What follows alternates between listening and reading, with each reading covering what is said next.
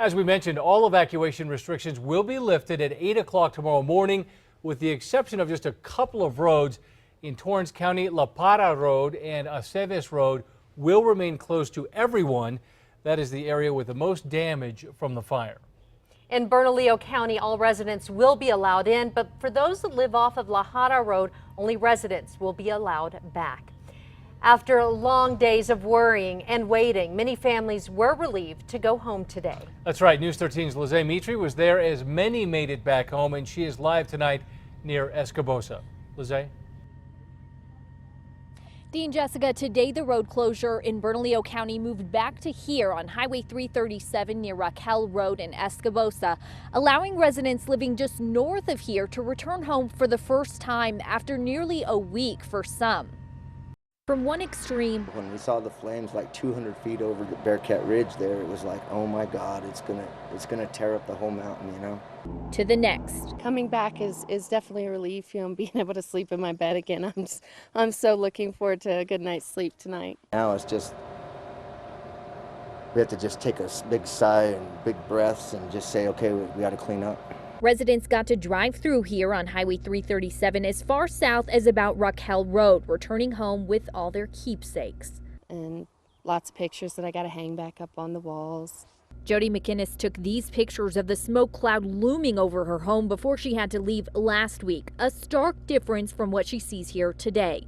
Now her concern is cleanup indoors, where she says her goldfish died and lots of food spoiled while the power was out.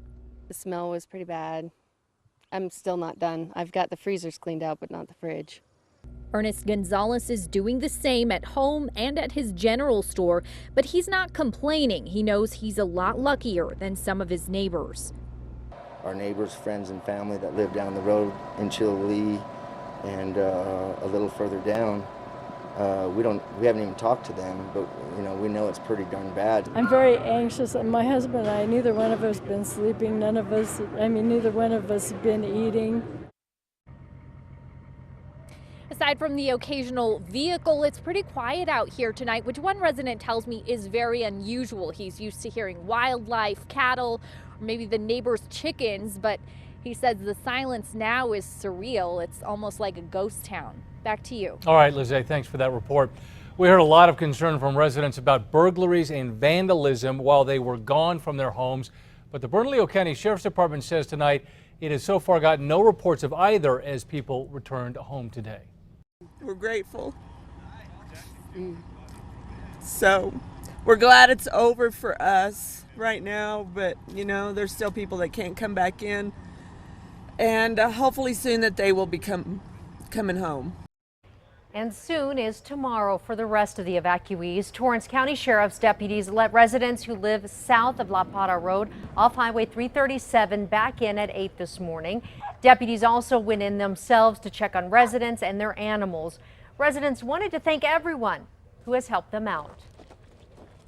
And thank you very much for everything. Taking care of our places at night when we weren't here, and our neighbors too, not only us, the whole community. Sheriff Heath White says deputies and state police will still patrol the area.